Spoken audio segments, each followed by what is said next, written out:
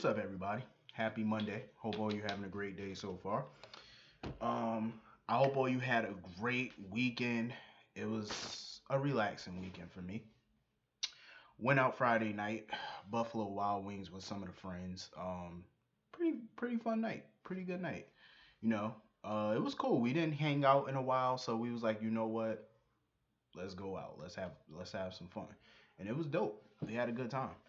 Um, I love Buffalo Wild Wings, to be honest with you. That's like my favorite place. I'm mad because the closest Buffalo Wild Wings to me, they closed it down, so we had to go to another part of town to go to Buffalo Wild Wings. I was pissed. But I love Buffalo Wild Wings though. I love it. People always criticize me because when I go to Buffalo Wild Wings, I don't always or usually get the wings. I get like a cheeseburger or something like that. But I fucking love their cheeseburgers. What do you want me to do? Cheeseburgers are blazing. I mean, shit. They got a variety. I like it. I order certain things, but I'm not the spicy food type person. That's why sometimes I don't order some of their wings unless it's mild, because I'm not a spicy eater. You know what I'm saying? I don't like spicy food like that. That shit be fucking with my heartburn. I can't do spice like that. Can't do it. But it was good though. I loved it. The French fries, it was pretty good. You know, it's pretty good. They need to use a little bit more seasoning sometime, but it's pretty good. But I love Buffalo though. It's one of my favorite spots. That and what's that other spot I go to? Five Guys. Five Guys is like my favorite burger joint. Yo, it's expensive to go to Five Guys. 'Cause I remember I went there, I spent probably like $24 in that place. I was mad as hell. Their food is expensive, but it's worth it. It's greasy, but it's good. It's like a heart attack waiting to happen, but trust me, the heart attack might be worth it once you taste the burger. I'm just saying, it's blazing. So anyway, getting into this episode, sorry about my food rant, but it was good. I mean, what can I say? I love food. This is probably why I can't go. I can't do diets. I can't. I hate doing diets. Can't do them. I drink a lot of water now instead of soda and stuff. Even when I went to Buffalo Wild Wings, I usually order soda. I haven't touched soda since 2018 started, and I'm not drinking soda for the rest of the year, probably for the rest of my life.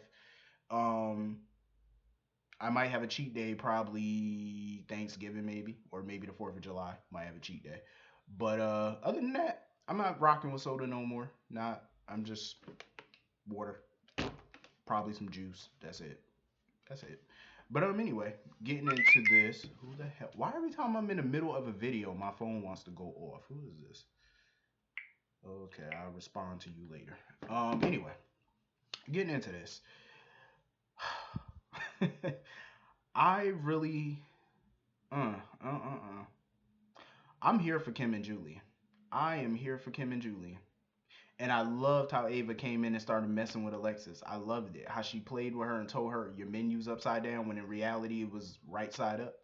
She had it up the right way, but Ava was just messing with her because she knew that she was staring over at Julian and Kim, trying to be all up in their Kool Aid and didn't know the flavor.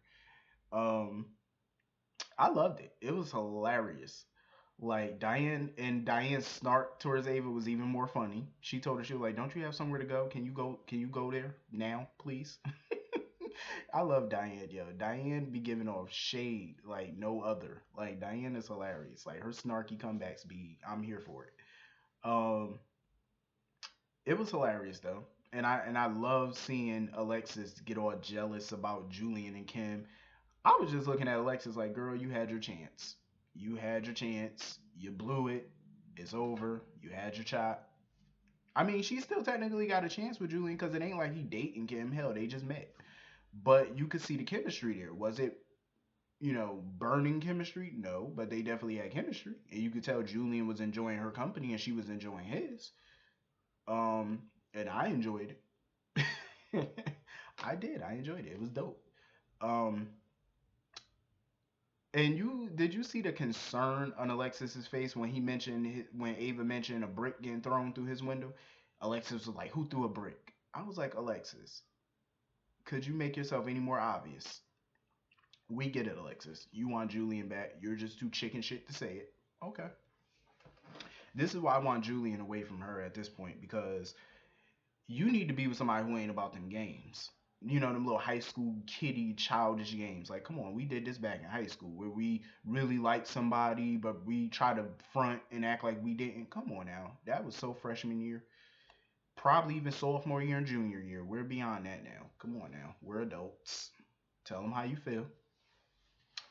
Um, so anyway, I love the conversation between Ava and Julian. Them just having a brother sister moment, sitting and talking, going over each other's life. And I'm happy that they're, looking towards the future. They're both trying to, start off with a clean slate, live better lives. I'm here for it. But I do want Ava to be, a hellraiser to an extent. She don't need to be out shooting nobody, but I want her to cause trouble. Like, I literally want her to cause trouble. That's what I want her to do. Because Ava is good at starting shit. Like, she's good at being an instigator. I love it. Like today, like I said, what she did with Alexis. Shit starter. I love it.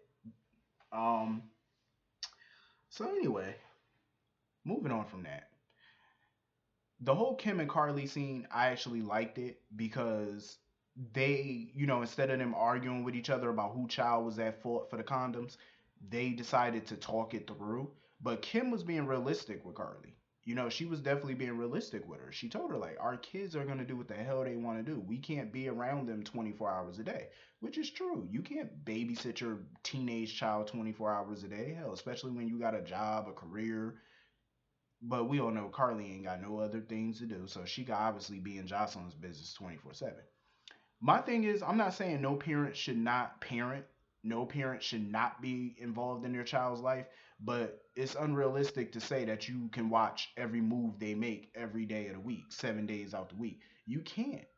You can't. It's impossible. You can't. You have your own life to live. You know what I'm saying? You can't babysit your teenager every day. You can't. You just have to talk to them and trust that you raise them right and raise them to make smart choices. And that's basically what Kim was trying to tell Carly. I don't think Kim was really trying to make light of the situation, even though she kind of was, but that wasn't her intention. You know what I'm saying? I just didn't like the way Carly tried to put all the blame on Oscar. And I think and Carly did apologize for doing that because she know Oscar's a good kid. But I feel like she did that because she didn't want to believe that her daughter could instigate sex. She didn't want to think that her 14, 15, how old is Jocelyn supposed to be now? 15?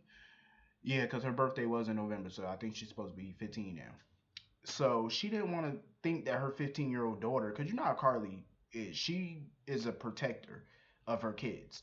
She would never admit that her kids could do any wrong, even though they could. You know what I'm saying? They are her kids. But I respect a parent defending their child. Like, your child could go out there right now, shoot somebody in front of 15 witnesses. The police will lock your child up for murder, and you will be the first one in the courtroom saying, no matter how much evidence they got, how many witnesses, a mother or a father will be in that courtroom saying, my child is innocent. That's just a parent. That's a parent in you. You don't want to believe that your child could do no wrong. You don't want to think that. You will make up so many excuses and be like, no, my child didn't do that. You got it wrong. You know what I'm saying? You got 15 witnesses to a murder that your son or your daughter committed, and you will still be up in the courtroom hell bent on proving their innocence. That's just a parent for you. I've seen it happen. It's just a parent. You're being a parent. You don't want to believe that about your kid. But even still, we don't know if Oscar and Jocelyn are still trying to have sex. We don't know that because their conversation at the diner was kind of, you know, they weren't very, specific. She never said, "Oh, I can't wait to have sex." Never once did sex come out of their mouth. So we don't really know was those condoms for a project. Cause Oscar is a scary kind of kid. Like I said, he's a shy guy. Like he barely could muster up enough courage to ask her to the dance, period. So to have him ask her about sex, not gonna happen. Oscar's not that type of kid. He's way too shy. He's socially awkward. There's no way in the world he could bring up sex to Jocelyn. There's no way. Now, could Jocelyn bring up sex to him? Yeah. She would. She strikes me as the type. I don't want to, typecast somebody. I don't want to imply anything, but, it's just she gives off that vibe. She is Carly's child. You have to keep that in mind. Um, I don't know. I think there's more to the condoms than just them wanting to have sex or Jocelyn wanting to have sex. I think it's more to the condoms. I think they're just trying to interpret that she had them in her bag because she was planning on having sex the night of the Mad Hatter ball, but it could mean something else. You know what I'm saying? I think Carly was jumping to conclusions, but as a parent, you would jump to those same conclusions. You find condoms in your kid backpack. Of course, you're gonna think that. You know what I'm saying? In this day and age, hell yes. These kids out here having kids. Yeah, at 14, 15, they out here getting knocked. I'm telling you. So for all y'all parents that's watching this video right now, you better go through your kids' room. I don't care. Let me tell you something. I know a lot of parents feel guilty about invading their child's privacy by going in the room, but let me ask y'all a question. Do y'all pay the rent in the house? Do y'all pay the mortgage? So guess what? It's your room. So therefore, you have every right to go through it. Now, did my mother ever do that? No. Even to this day, like she doesn't snoop through nothing. You know, she don't go through nothing. I'm grown, but she don't go through nothing. Even when I was a teenager, she didn't go through any of my stuff. You know what I'm saying? Never, ever. You know, I stayed out of her business.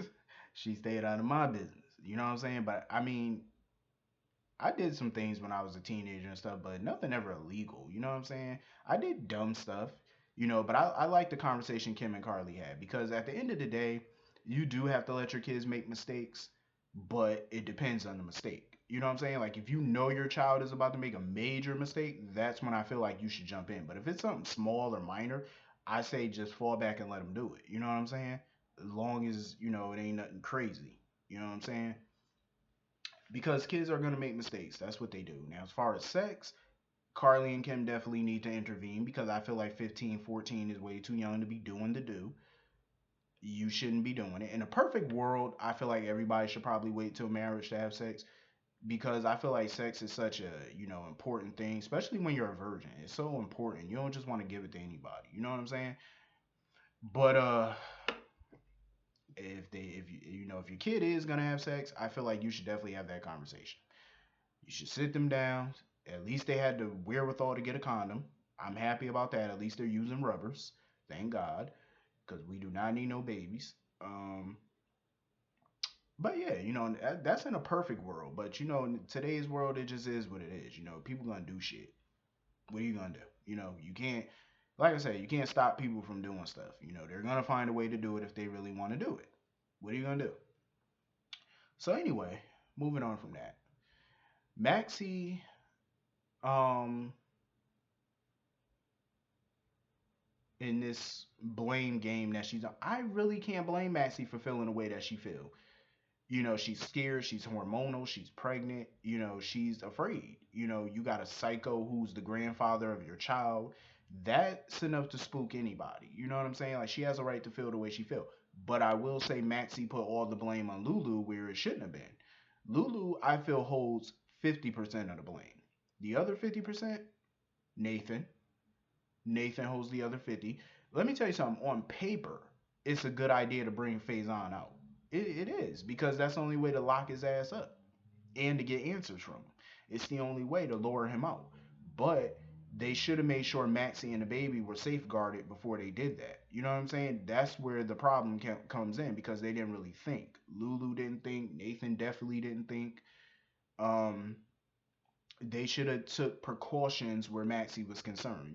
They should have let her go to Oregon to go visit her daughter for a while, put her under police protection or something, something. You know what I'm saying? Especially if you know that you're about to bring a dangerous homicidal fool out into the open. You know what I'm saying? You should have took better precaution on this one. That's what I would say. Like that's what I'm saying. Like you should have definitely did that.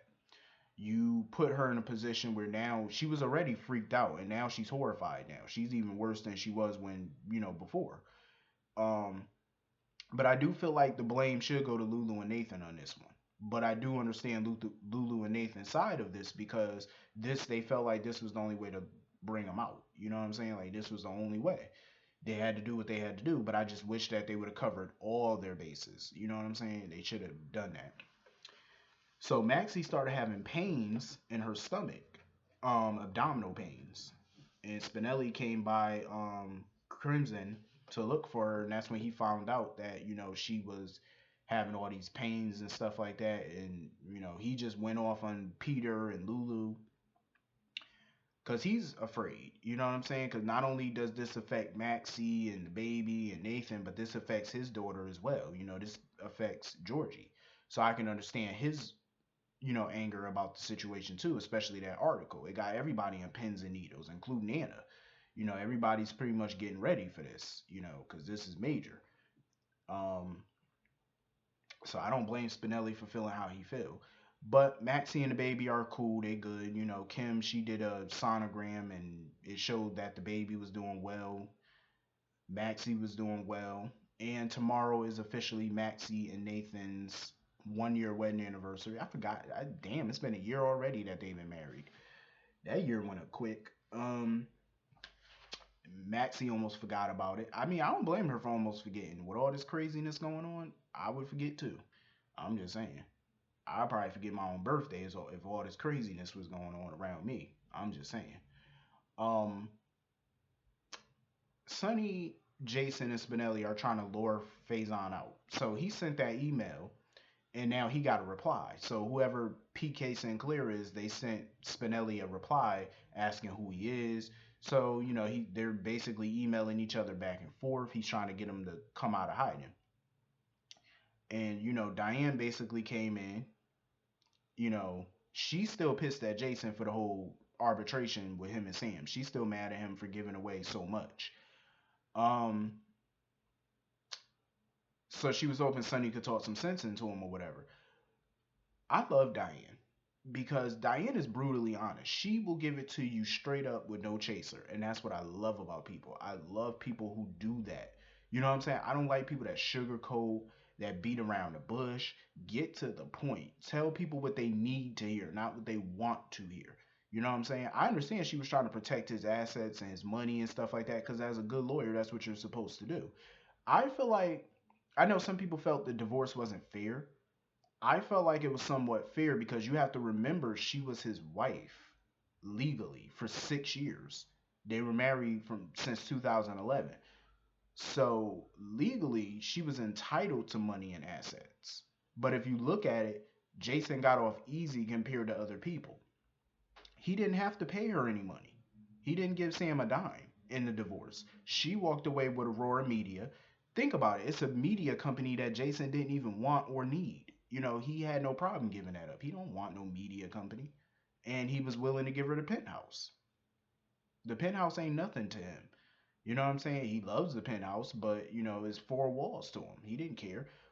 But Jason gets money in return. She and Drew has to pay back millions of dollars. That's a lot of money that they got to pay him back. You know what I'm saying? So he is getting money back. You know what I'm saying? So I felt like in that retrospect, the divorce was fair. Um, but I love Diane though. She will give it to you straight up, and that's what she did with Jason. She told Jason the truth. She was like, Sam is never gonna be happy with Drew. She could have been happy only if Jason never came back. But the fact that he's back now, she's not gonna be happy with Drew. And in time, it will show. Hell, it's already showing. And I feel like Sam and Drew, that relationship is not gonna last. But anyway, um, like I said, if she picked Drew voluntarily, like she just straight up picked him with no ulterior motive to it, I would be cool with that. But there's obviously a motive behind it, and we all see it. She's not as in love with Drew as she's running around claiming to be, and it's obvious. You still got strong feelings for your ex-husband, and you're trying to marry this dude with unresolved feelings for your ex. You know what I'm saying? Like, it's just messy as hell, and that's why Diane just tells it like it is. So anyway, Anna is at the gym, working out and stuff like that. Felicia comes in, they start talking about Faison and stuff like that. I don't blame Anna for being on pins and needles because, trying to get herself back in shape and get herself back together, fight in shape because she knows she's about to be in for a battle when Faison come back. Because she know Faison is going to want to see her when he come to Port Charles. She know it. He going to end up knocking on her door. And she felt like that's the reason why she kind of broke things off with Finn because she feels she's protecting him from Faison because she know Faison would use Finn to get to her, which is probably true. But I feel like Anna's underestimating Finn. She's definitely underestimating Finn. He's a grown man. He can take care of himself. I feel like Anna needs to stop putting her life on hold for dangerous people from the past and current dangers and stuff. You let me tell you something. Life is so short.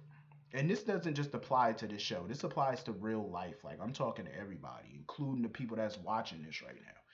You have to seize the moment, in life. You have to seize the opportunity. You have to live your life. Like stop worrying about this, that, and the third. Like just stop. Life is too short. We're here today. Like me, I'm here right now. I'm here today. God willing, I'll be here tomorrow. But we don't know that. You know what I'm saying? You have to live every day. You know what I'm saying? You have to love every day that you wake up. You know what I'm saying? You have to just live life. Like you can't stop living because of certain things. You know what I'm saying? Just live. Live your best life. And I tell that to everybody. Just do it, because life is way too short. And, you're here today, going tomorrow.